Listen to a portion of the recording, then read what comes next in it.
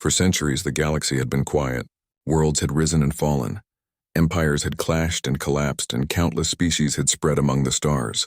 Yet one question lingered in the minds of all who studied history. Where had the humans gone? Legends told of a species that had once stretched across many worlds, that had shaped the course of early spacefaring civilizations, only to vanish mysteriously.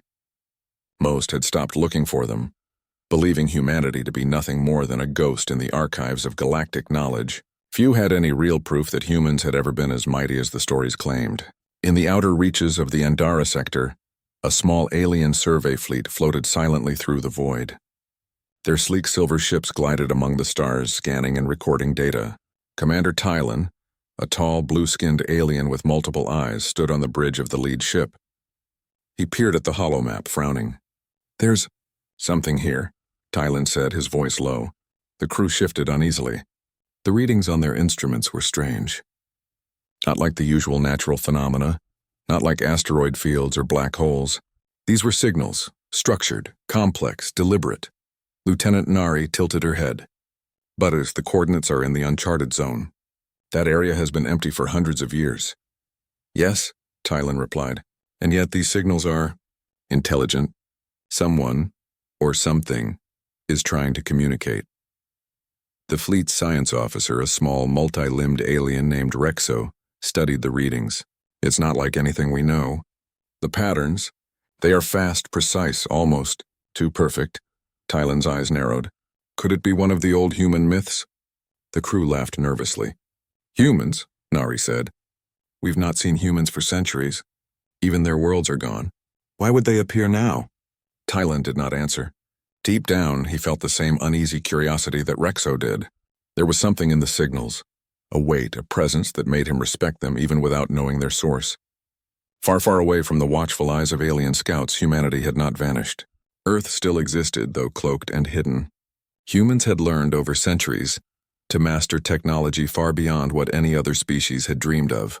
They had spread their cities across multiple planets, and their ships now sailed silently between stars, faster and more precise than any alien fleet. But the humans did not rush into the galaxy like conquerors. They waited. They watched. They had learned from their past mistakes and had perfected the art of patience. In a hidden orbital station above the planet Neoterra, Admiral Celine Armitage stood before a massive display of the galaxy. Her sharp eyes scanned the star systems, each one marked with countless points of alien activity. "We've been silent for too long," she said softly. Her voice was calm but carried a weight that silenced the room. "It is time to return, not with aggression but with clarity. We will remind the galaxy what humanity is capable of, not through fear but through strength and wisdom." Her officers nodded. They understood the strategy. Humanity's return would not be a reckless march of weapons. It would be precise, calculated, and undeniable. Back in the Andara sector, the alien survey fleet moved closer to the source of the signal. Their scanners grew more intense, mapping the invisible traces that threaded through space. Then, without warning, a massive ripple of energy erupted from a nearby nebula. Alarms blared across the fleet. Ships shook. The readings went off the charts. Commander Tylan slammed his clawed hands on the console. "Shields up. Identify the source." The crew scrambled, but it was too late. A ship-sized object, shimmering with a light that seemed almost alive, appeared out of the nebula. It moved with impossible speed, appearing simultaneously here and there. It was not a weapon, not yet, but it radiated power the aliens had never experienced. Tylan's mouth went dry. This cannot be natural. It's intelligent, and it's ours to study, if we survive." The strange ship emitted a pulse of energy, scanning the alien fleet in return. Then, as suddenly as it appeared, it vanished, leaving a calm void in its place. Rexo stared at the empty space, his many eyes wide. It is as if it is laughing at us." Tylan did not respond. He knew one thing. Whatever this was, it was not like anything the galaxy had seen in hundreds of years. And it was human. Far above Neoterra, the humans watched. Admiral Celine and her team had monitored the Andara sector for weeks, waiting for signs that any alien species had detected them.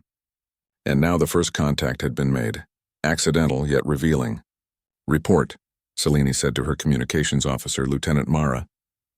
"They saw us, Admiral," Mara said. "But they did not attack, they fled. In awe, I believe. Celine allowed a small smile. Good. Let them see. Let them begin to wonder. We will not strike first, but we will prepare. They will learn eventually that humans are no longer a species to be ignored. Across the galaxy, news traveled slowly but inevitably. Observers of distant trade routes and uncharted systems began reporting anomalies. Flashes of light, ships moving impossibly fast, technology beyond imagination. Scholars debated in quiet rooms and rumors spread. What do you think it is? A young alien student whispered to her teacher on a university station near the Orcs cluster. The teacher's many eyes glimmered. I do not know, but I have read old records. There are stories of a species called humans, long gone. Some believed they were extinct, yet perhaps they were only waiting. Meanwhile, hidden in the shadows of space, human fleets prepared quietly. Engineers tested faster-than-light drives that could leap across systems in moments. Scientists calibrated energy shields that could withstand the most extreme forces, and soldiers trained not just for war but for strategy, diplomacy, and survival. Humans were ready. The galaxy was about to discover that the species it had written off as lost was not only alive but stronger than ever. Commander Tylan's fleet limped back to Andara Prime. Battered by the brief encounter, reports were filed, debates held, and calls for reinforcements made. But a seed of fear had been planted. In every corner of the galaxy, civilizations paused. Something ancient had returned, something intelligent, powerful, and patient, something that reminded everyone that the legends were true. And on Neoterra, humans prepared not for conquest but for the inevitable moment when the galaxy would finally meet them again. For the first time in centuries, humanity's silence ended, and the universe held its breath. Word count, 1305. If you want, I can continue with part 2 next, keeping the same engaging third-person simple English style and around 1,300 words again. Do you want me to do that? You said ChatGPT said absolutely. Here's part 2 of your HFY Sci-Fi story, written in third-person simple English around 1,300 words, engaging and clean. Part 2. Awakening the Galaxy. The galaxy had always been vast, full of life and mystery, but it had grown complacent in the absence of humans. Empires had risen, trade networks had expanded, and warlords had carved territories among the stars. Yet the sudden pulse of human presence in distant sectors was changing everything. In the Andara sector, Commander Tylan and his fleet returned to their capital planet shaken but resolute. He had filed reports, issued warnings, and demanded answers from the Galactic Council, but what he received was disbelief. Humans, said Counselor Vrek, a tall alien with metallic scales frowning at the screens showing the fleet's data. They are myths. They vanished centuries ago. No living human has existed for generations. They are real, Counselor, Tylan said, his voice firm. I have seen their ships. They are beyond our technology, beyond anything we have known. Vrek's many eyes narrowed. You claim what you have seen exists, yet none can verify it. You risk panic over a story, Commander. I am not telling stories, Tylan replied. Prepare the fleets. We must investigate further before it is too late. While the Galactic Council debated, humanity quietly moved across the stars. Humans had not rushed to claim territory or dominate the galaxy. Their approach was calculated. They made contact with neutral species offering help and trade, showing technology that could improve lives. On the small trading planet of Lumeris, alien merchants gathered in crowded markets watching the arrival of a human ship. Its hull shimmered in the sunlight, reflecting countless colors. Humans stepped out, tall, confident, yet not threatening. One of the humans, Captain Aiden Rourke, approached the market's leaders. His voice was calm and clear. We come in peace. We wish to share knowledge, not to conquer. The alien stared, unsure what to make of him. Stories of humans portrayed them as conquerors or monsters, but here they were, offering assistance and technology freely. Energy generators that could power entire cities, agricultural systems that could grow food in any environment, and medical devices that cured diseases previously thought incurable. We do not understand, said an alien merchant named Relak, his voice trembling. Why would you help us? Aiden smiled faintly. Because strength is not only measured by power or weapons. True strength comes from wisdom and compassion. We have learned that over centuries of silence. Word of human ships spread like wildfire. Observers on distant colonies reported ships moving faster than anything previously known, using energy in ways that defied conventional physics. Scholars began revisiting old texts about who. The Koran Empire had grown restless. For decades, their fleets had dominated neighboring systems. Their warriors feared for their speed, strength, and ruthlessness.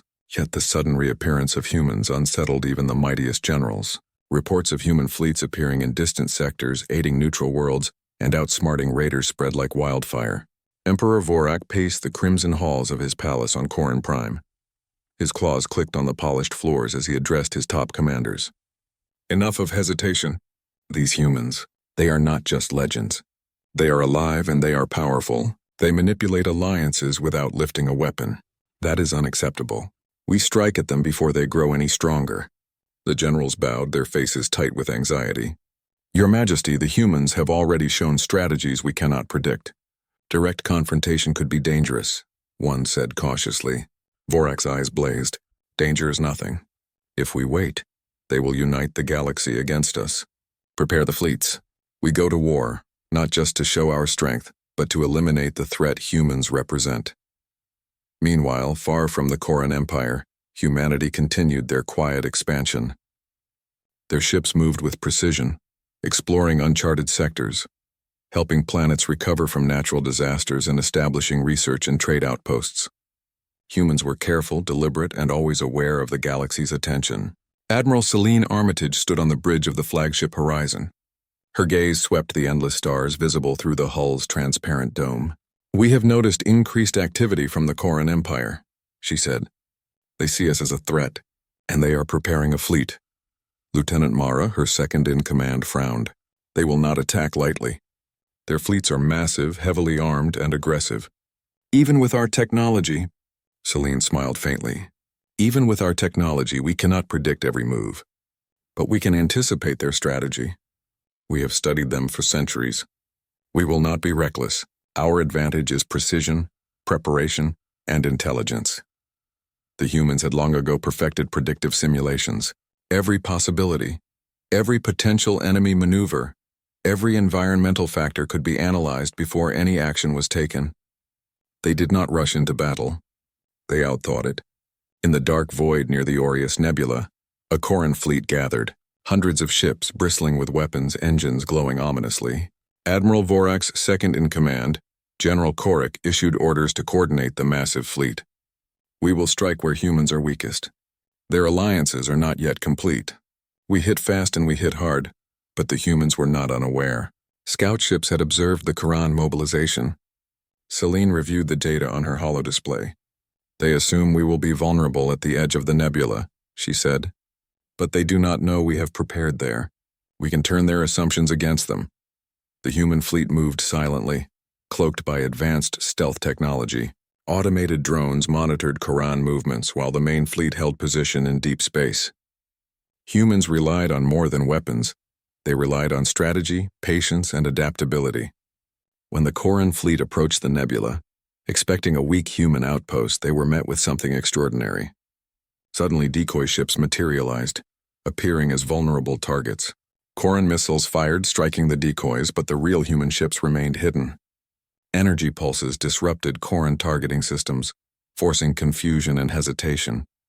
The fleet had underestimated the humans' coordination and technology. General Korik growled in frustration. Impossible! They cannot be this prepared. From the hidden human command center, Celine observed every movement. Engage defensive drones, she ordered. Deploy synchronized maneuvers. Make them see our strength without unnecessary destruction. The battle began not with brute force but with precision. Humans used energy shields to protect their positions, automated drones to intercept enemy missiles, and electronic interference to disrupt communications. The Korans were strong, but they were predictable in their aggression. Humans exploited it masterfully. Lieutenant Mara monitored the Koran fleet's movements. They are adapting, she said. They think they can learn from us mid-battle. But we are always 3 steps ahead. Indeed, humans were not merely fighting. They were teaching the galaxy what strength truly meant. Every maneuver, every calculated action, demonstrated that power was not just weapons, but intelligence, discipline, and unity. The Korans began to retreat, their pride wounded more than their ships. They had expected easy victory, but instead faced a force that combined strategy, innovation, and moral clarity. General Korik reported to Emperor Vorak, "Your Majesty, the humans, they are remarkable. We underestimated them." Vorak slammed a claw on his throne. Underestimated? No, we feared them, but fear alone will not stop them. Prepare the fleet for a second wave. This is far from over. Meanwhile, humans reached out to neutral species observing the battle from afar. Diplomats and scientists made contact, explaining the events, sharing knowledge, and fostering alliances. The galaxy began to see humans not as conquerors but as leaders, capable, wise, and inspiring. On a remote Thrillian research station, Dr. Alarin watched the battlefield with his colleagues. "They are not just defending," he said. "They are showing the universe what a species can achieve when it combines intellect, courage, and ethics." Back on Neoterra, Admiral Selene addressed her officers after the battle. "This is only the beginning," she said. "We have shown the galaxy that humans are not to be underestimated, but we must continue with patience, strategy, and clarity. Every action we take shapes the future of interstellar relations." The Korans retreated to regroup, but the seed of doubt had been planted. Even the most aggressive fleets began to question whether they could overcome a species that combined superior technology with intelligence and moral resolve. Far away, ordinary aliens whispered to one another, unsure what to make of humans. "Are they gods?" one asked. "No," said another. "They are humans, and perhaps we underestimated them for too long."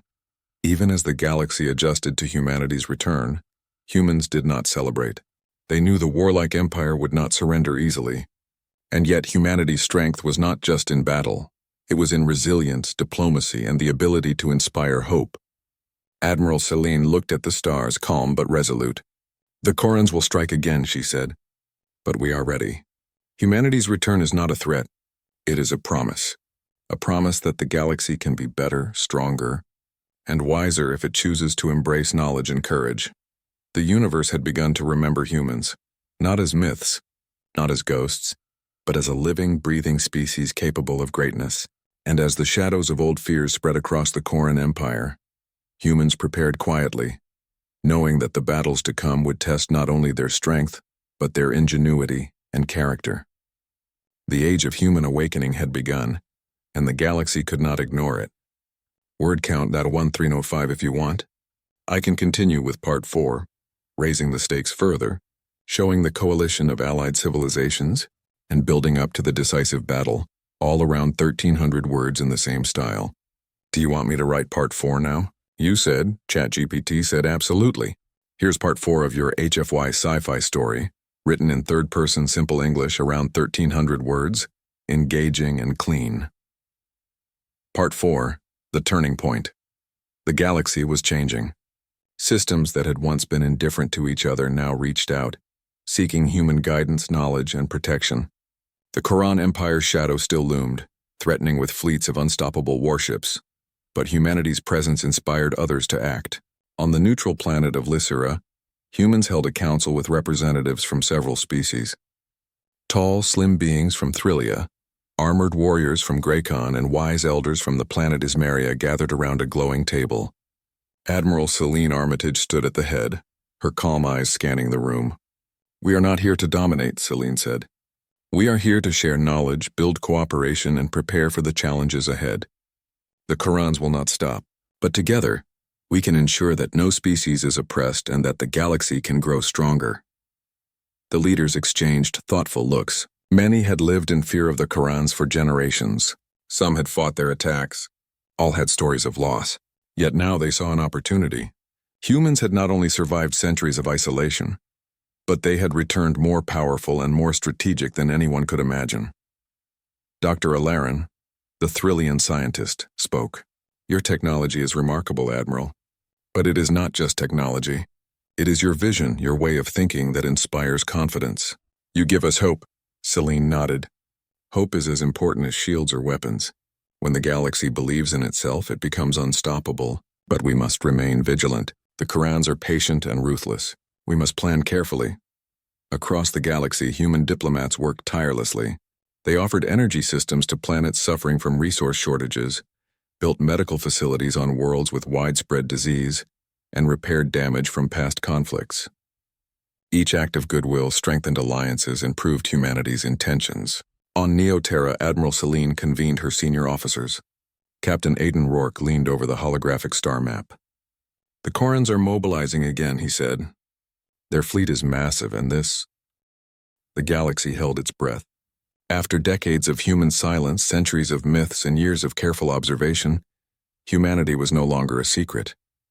Their ships moved among the stars like a quiet storm, precise, disciplined, and unstoppable.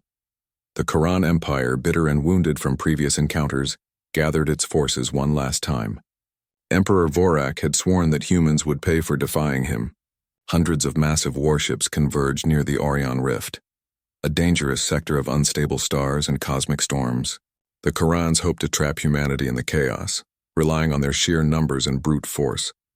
But humans were ready. Admiral Celine Armitage stood on the bridge of the flagship Horizon, observing the galaxy's chaos. Her officers worked efficiently, their faces calm and focused. Every system, every fleet, every allied force had been prepared for this moment. "Lieutenant Mara, status report," Celine commanded. "Our allies are in position," Mara replied. "Lysera, Graken, and Ismeria fleets are ready. The Korans will find no weakness in our coalition. Their formations are predictable, and we have already accounted for the sector's hazards." Celine nodded. "Good, remember we fight not to destroy but to protect. Every life counts. Every victory we win must strengthen hope, not fear." As the human-led coalition advanced toward the Orion Rift, Koran ships opened fire. Lasers streaked across space, missiles screamed through the void, and energy shields flared in brilliant bursts. The battle was immense, but humans did not panic. They moved with discipline, their fleets flowing like water around the enemy. Captain Aidan Rourke commanded one of the forward squadrons. "Hold formation. Focus on disabling their weapons, not destroying ships unnecessarily. We are here to show that strength can be precise, not reckless." The Korans unleashed wave after wave of attacks, confident that their overwhelming numbers would crush the humans and their allies. But each attack was countered with intelligence and strategy. Automated drones intercepted missiles, energy shields absorbed the heaviest blasts, and human ships executed maneuvers so fast and coordinated that enemy fleets could not predict them. On the planet Lysera, Allied leaders watched in awe. "They are incredible," Dr. Alarin said. "They are not just fighting. They are showing every species that intelligence, strategy, and honor can defeat brute force." Even within the Koran fleet, doubt began to spread. Officers whispered about the humans' precision, their coordination, and the way allies moved as one. Emperor Vorak's anger was palpable, but it could not hide the truth. Humans were not just strong. They were inspiring. In the midst of the chaos, Celine gave a calm command.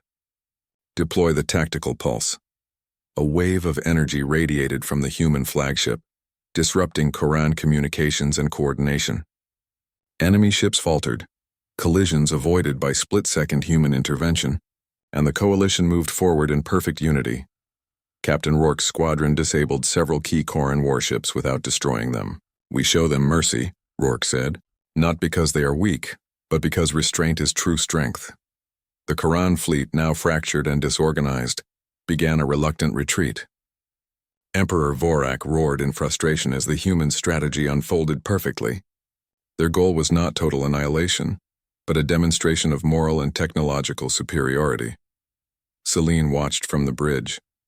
"Victory is ours, but the lesson is greater than battle.